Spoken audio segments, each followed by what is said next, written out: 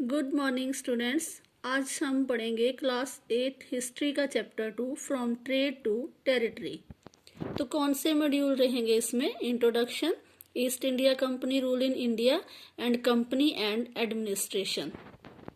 तो कंपनी का जो रूल स्टार्ट हुआ इंडिया में एज अ ट्रेडर, वो आए, बाद में शासक बन बैठे। तो इसके लिए सबसे पहले रास्ता किसने साफ किया? That was Vasco D gamma.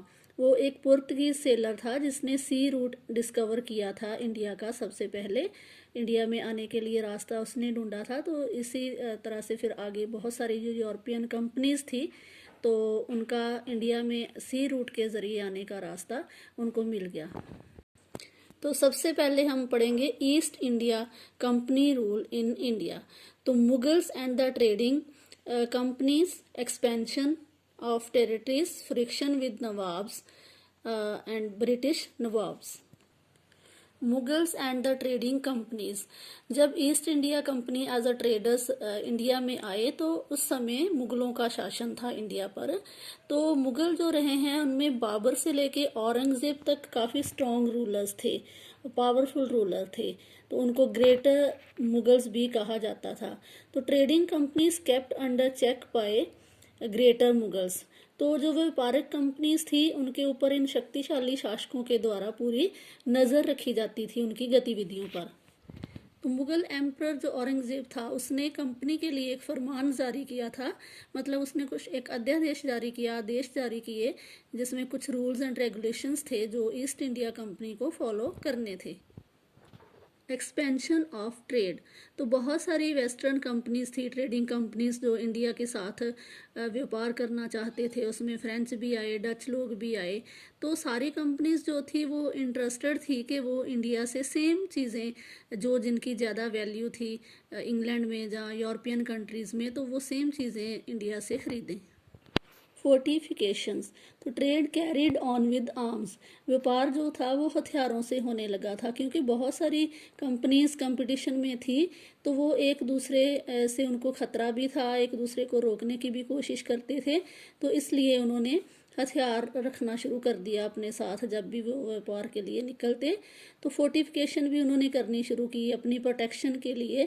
Trading post बनाना शुरू किया कंपनीज में। तो किलेबंदी करना उन्होंने शुरू कर दिया, किले बनाने लगे बड़े बड़े।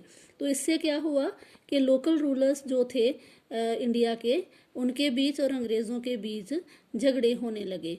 तो कंपनी को काफ़ी मुश्किल लगने लगा था कि व्यापार को और पॉलिटिक्स को अलग रखना, क्योंकि अगर वो बिना किसी रुकावट के व्यापार करना चाहते थे तो उनको पावर चाहिए थी, टेरिटरीज चाहिए थी जहां उनकी कोई रोक टोक ना करने वाला हो। तो इसलिए झगड़े इनके बीच में, नवाबों के बीच में और अंग्रेज़ों के बीच में होने शुरू हो गए।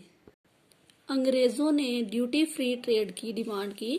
तो कंपनी ने बहुत सारे कंसेशंस चाहे नवाबों से, बहुत सारी उन्होंने छूटें मांगी। तो नवाब जो थे उन्होंने कंपनी को किसी तरह के कंसेशन देने के लिए उन्होंने मना कर दिया। तो इस तरह से जो बाद में नवाब ने बोला कि सिर्फ ड्यूटी फ्री ट्रेड की ही उनको ऑप्शन मिलेगी, इसके अलावा और कोई रियायत नहीं मिलेगी। तो जब ड्यूटी फ्री ट्रेड होने लगा, व्यापार होने लगा, तो इससे जो बंगाल का मालिया था, रेवेन्यू था, उसको बहुत ज़्यादा लॉस होने लगा। तो इसके कारण कंपनी और नवाब के बीच में, क्योंकि सबसे पहले बंगाल में ही व्यापार शुरू किया गया था अंग्रेज़ों के द्वारा, तो बंगाल का ही शासक काफ़ी शक्तिशाली भी था, तो उसका साथ उसके कंपनी के झगड़े होने शुरू हो गए। नवाब्स ऑफ बंगाल। अब बंगाल के नवाब कौन से थे? मतलब जैसे औरंगजेब तो दिल्ली तख्त के ऊपर विराजमान था ना, वो पूरे भारत का शासक था। तो जैसे आज हमारे अलग अलग स्टेट्स हैं, इस तरह से अलग अलग प्रोविंसेस थी। तो उनके ऊपर जो राज्य करने वाले लोग थे, खास करके बंगाल में, तो उनको नवाब कहा जाता था। तो जो बहुत ही स्ट्रॉन्ग नवाब रहे हैं बंगाल के, वो थे मुर्शिद कुली खां, अलीवर्दी खां एंड सिराजुद्दौला। तो इनमें से सारे जो रूलर्स थे, हर एक इनमें से स्ट्रॉन्ग रूलर था। Conflict between the company and the nawab. तो नवाबों ने भी बहुत सारी अनजस्ट डिमांड्स रखी कंपनी के आगे, तो उससे कंपनी का ट्रेड जो था वो तबाह होने लगा।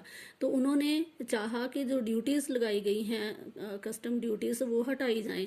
तो अपने एक्सपेंशन के लिए, व्यापार के एक्सपेंशन के लिए बड़ी बड़ी सेटलमेंट्स बनाना उन्होंने शुरू किया। वो विलेजेस खरीदना चाहते थे और इस तरह से उनका जो कंपनी के साथ नवाब का जो झगड़ा था वो ज़्यादा आगे बढ़ गया। तो लास्ट नवाब जो था बंगाल का, दैट वाज सिराजुद्दौला।